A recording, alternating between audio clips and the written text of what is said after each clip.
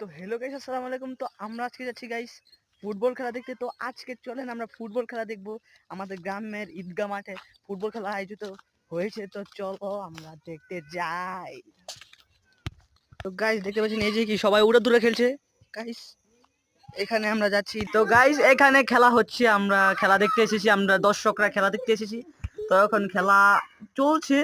তো আপনাদেরও চলেন দেখাই। একটু লং ভিডিও হবে, আমি তো শর্ট ভিডিও এখন বেশি আপলোড দেই না, একটু লং ভিডিও হবে। তো আপনারা দেখেন।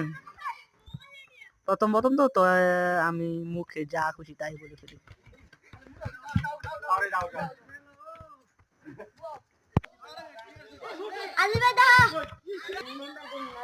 তো দেখি গাইস কার গোল হয়।